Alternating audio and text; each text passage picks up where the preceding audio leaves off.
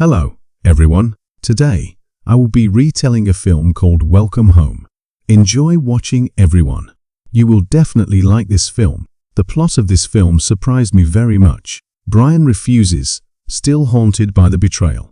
The girl had too much to drink and cheated, realizing her mistake, only after it had already ruined their relationship. That evening, Brian is unaware that someone is watching him through a hidden camera. The next morning, the girl prepares breakfast and goes for a run, during which she also recalls her infidelity. These thoughts interfere with her concentration, causing her to fall and injure her leg. As she slowly makes her way home, she notices a car and tries to stop it. The driver turns out to be Federico, an attentive Italian living in the neighboring house the couple had seen the day before. Federico helps the girl bandage her leg and drives her home, giving her a kiss on the cheek as he leaves. Cassie offers him coffee, but he initially refuses and leaves. A few minutes later, he returns asking to visit. She politely invites him in, grateful for his help in a difficult moment. Soon, Brian notices the strange man in the house and treats him with distrust, doubting Cassie's decency. Federico tells the couple about a wonderful town a kilometer away and offers to take a walk, but Brian refuses, citing other. Left alone, Cassie takes a shower, while Brian considers a marriage proposal. A little later, he decides to break the psychological barrier, but thoughts of infidelity interfere. Brian still sees the Earl's betrayal before his eyes, spoiling their romantic mood. The couple does not realize that they are watched by a psychopath through hidden cameras.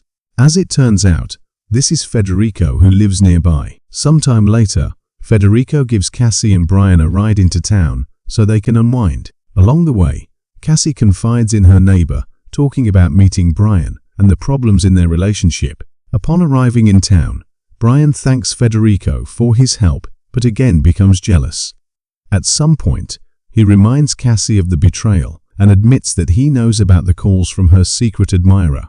The couple fights hard, and Cassie decides to go home. Near the ATM, Cassie accidentally meets Federico, who is aroused by the accidental contact. Meanwhile, Brian heads to a nearby bar for a drink and some relaxation. Federico also appears there and offers to befriend and chat. Cassie, bored at home alone, decides to drink, finding a bottle of expensive wine in the basement. Meanwhile, Brian becomes more open and shares with his Italian friend the reasons for his jealousy. He reveals his girlfriend's betrayal with a work colleague and admits that he cannot forgive Cassie for it. Coming to Italy is their last chance to fix the relationship, but the feeling of injustice continues to haunt him. Noticing the way Brian looks at two attractive Italian women, Federico suggests they get to know them better. Alessandra and Isabella show increased attention to the American guests and agree to drink together. Brian feels a pang of conscience, believing that all this is wrong, but he is drunk too much and is unable to refuse the company of the hot beauties. At one point, Federico suggests playing a familiar game for the couple, 2 in 1 lie. The Italian names 3 facts, including that he has the keys to the couple's mansion and can visit the lonely Cassie at any time.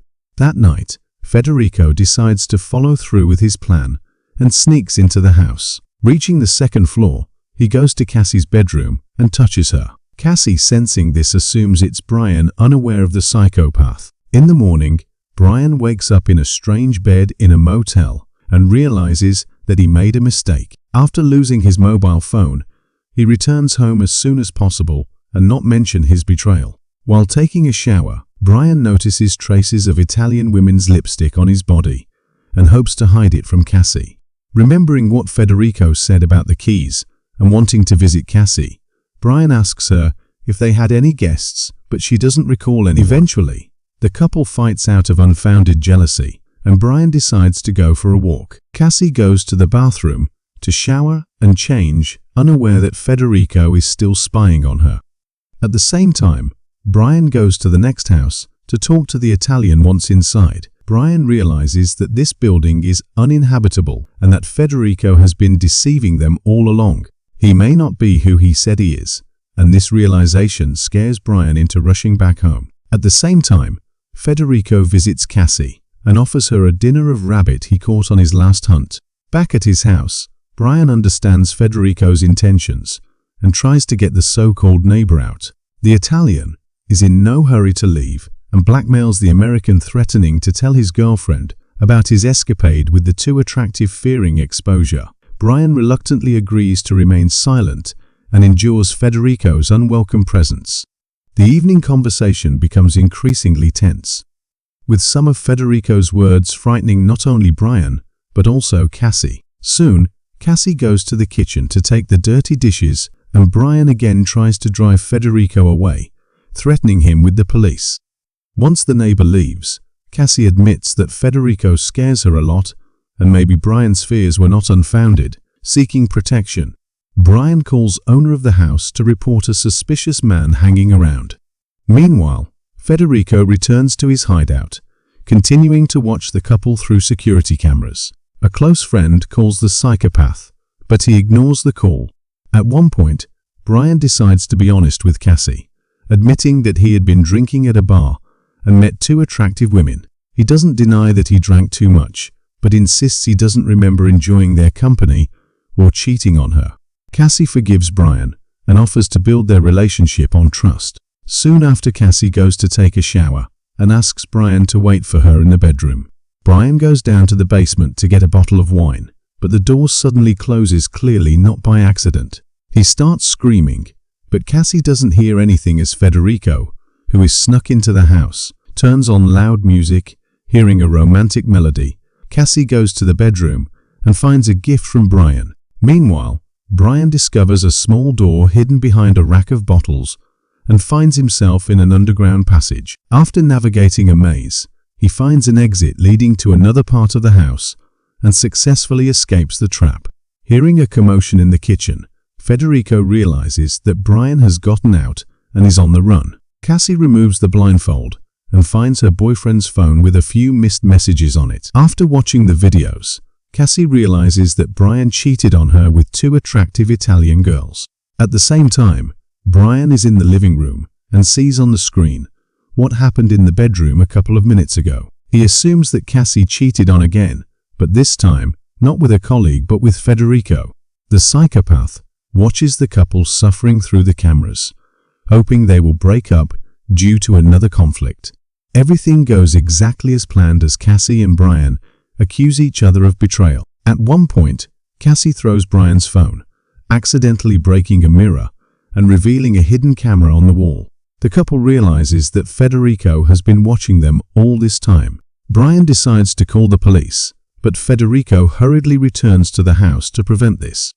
Resolving conflict peacefully is not possible, as the Italian is not ready to leave witnesses and does not want to go to jail. Federico lashes out at Brian with a hunting knife, causing a fight to break out. The enemy is much stronger and tries to strangle Brian, but Cassie saves him by grabbing a cane and hitting Federico on the head, sending him into a deep knockout. Under the stress, Cassie loses control and continues to beat Federico, eventually taking his life. It seems that all the horror is over, but a car pulls up to the house.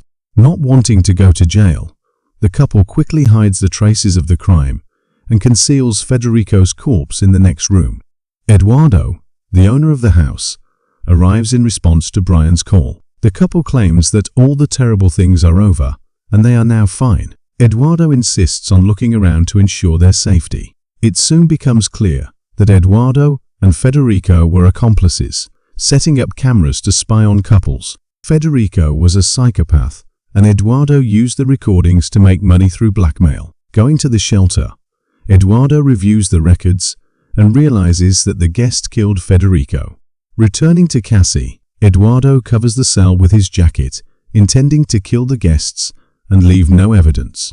Cassie and Brian suspect that Eduardo is not as innocent as he seems and is somehow connected with Federico. While Cassie distracts Eduardo, Brian tries to attack him with a cane, but Eduardo turns around in time. Cassie takes advantage of the moment to stab Eduardo in the back, whereupon Brian takes the gun from him and fires a fatal shot to the head.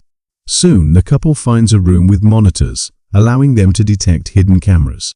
Brian and Cassie destroy any traces of the case that might expose them, burning hard drives with incriminating information and burying the bodies in the garden. Afterward, they take a shower and promise each other that they will never tell anyone what happened. Having passed a difficult test, Cassie and Brian grow closer and can enjoy their time together again. They are unaware that a garden gnome was equipped with a camera with internet access, broadcast their actions live. Millions of people watched, but did not believe in the reality of what they saw.